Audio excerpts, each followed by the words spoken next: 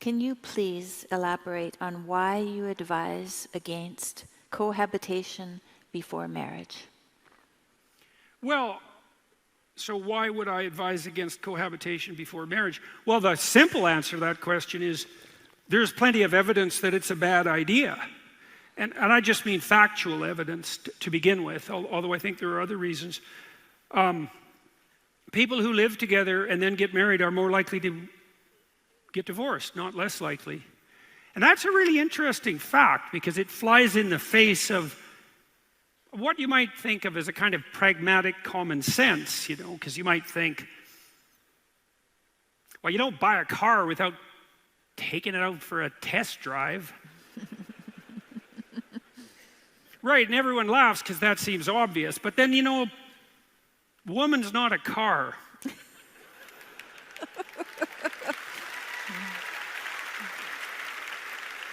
And neither is a man, and really, seriously, really not an object. And so it isn't obvious at all that that metaphor applies, even though it's,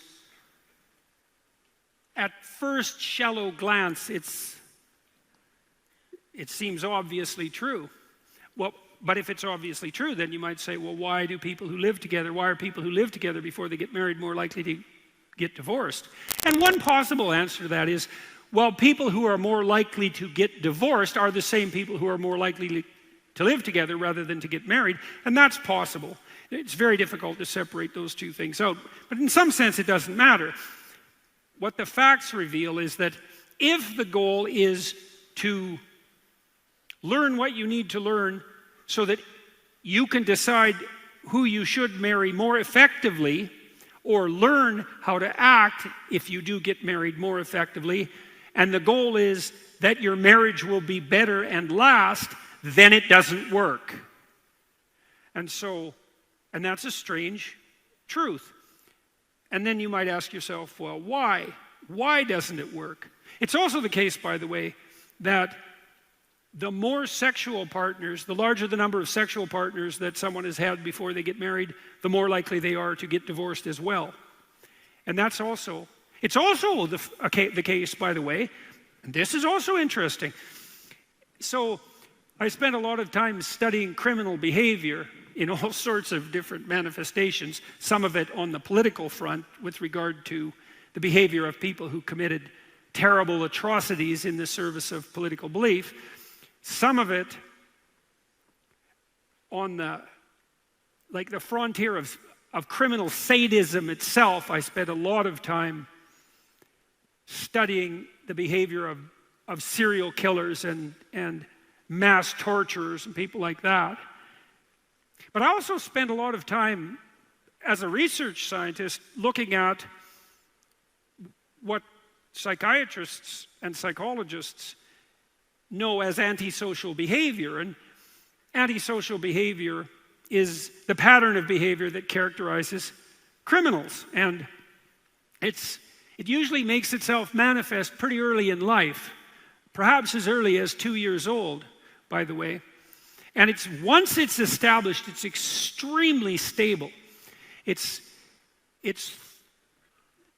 isn't obvious at all that psychologists or psychiatrists have learned anything about how to remediate antisocial behavior, so criminal behavior, or its precursors in childhood. Once it's there, that especially seems to be the case after about 4 years of age. Once it's there, it's unbelievably stable and resilient and resistant to change. And it has a lot of different aspects, antisocial behavior. But one of the markers for antisocial behavior, delinquency, childhood conduct disorder, early onset criminality, is early sexual behavior and multiple partners.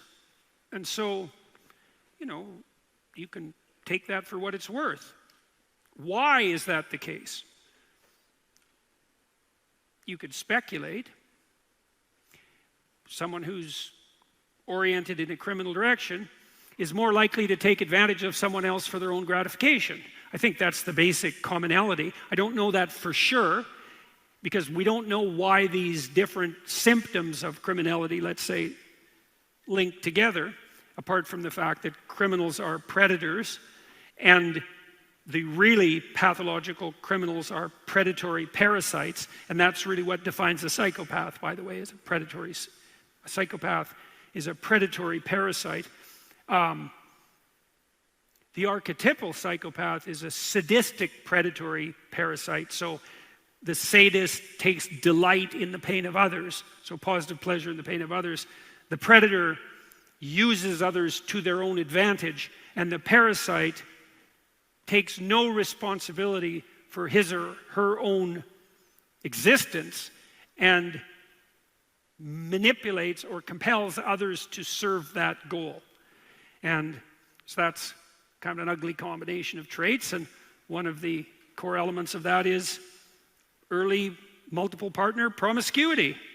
And so that's interesting, and that also might explain why more pre-marriage sexual partners increases the probability of divorce, is that it's a marker for the pattern of behavior that is characterized by the exploitation of others and is therefore more likely to be unsustainable over the medium to long run. So that's interesting. Then you could think about it, kind of think about it metaphysically. I thought about this, or philosophically, I thought about what are you telling someone when you live with them? Okay, so I've talked to lots of people, women who are cohabiting with men are generally not very happy about the fact that the relationship is not moving towards marriage. Now, I think there's a bunch of reasons for that. Women seem to suffer more emotionally as a consequence of sexual activity outside of a committed relationship. You can imagine why that is. Women experience more negative emotion than men on average in general, but also women pay a much higher, sex is much riskier for women than it is for men, obviously. Hopefully I don't have to explain why that is.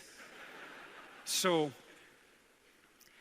women are often women who are cohabiting are often less than happy about that. And the men who I've talked to about that about their partner's displeasure with the current unstable nature of the relationship, often say something like, well, we don't need a piece of paper to indicate our commitment to each other, which sounds all revolutionary and Che Guevara, but which is really a pretty pathetic bit of reasoning. First of all,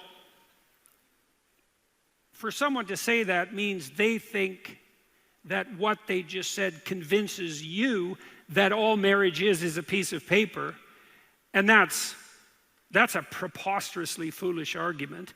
I mean, at minimum, in the typical marriage ceremony, you make a vow by whatever is holy to you, or at least in front of the state itself, and then in front of your community as you define it, that you're going to make a commitment to someone. And if you think that's nothing, then you're probably the sort of person that the person you asked to marry you should run away from. So that's pretty shallow. And then you might ask, well, why do you need to commit to your partner in front of your community and a higher authority, let's say? And the answer is, well, life is really, really difficult, and you're going to have a rough time with your partner no matter how much you love them, because the two of you are different, and you're different sexually, and you're different temperamentally, and so you're not going to see eye to eye all the time, and then horribly difficult things are going to come your way, and the complexity of those difficult things is going to tempt you to pull apart. And exactly when pulling apart might be the worst possible thing for you, and maybe you need that vow before your community and God himself, let's say, or at least the state, and the vow that you've made to yourself and your partner, and the vow that you've made publicly to all your friends to keep you together when the going gets rough. And you might say, well, you don't need that. And I would say, well, that's just because the going hasn't got rough enough for you yet, because when it does get that rough, you'll bloody well know that you needed that. That's for sure. And that will definitely happen to you.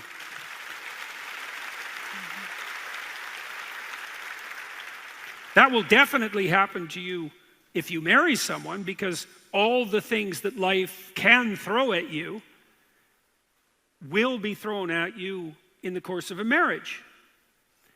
And so the vow and the community commitment, you don't just throw that away casually.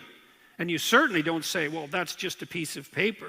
You know, what do I need a piece of paper to validate my love? It's like, your love's that great, is it? You're really that much of a saint that this person, they can just, you say you love them and oh man, they're just done. They're in bliss. They're in paradise for the rest of their life. They can just rely, you're never going to waver. Now that you expressed your love, you're just going to be there 100% of the time. You don't need anyone else to help you. You don't need a vow. You don't need any tradition. Your love is so pure and holy that that other person, they can just rely on you from that second onward. No hesitation. It's like, yeah, right. That's just complete bloody rubbish. You can't even rely on yourself in relationship to yourself for that. So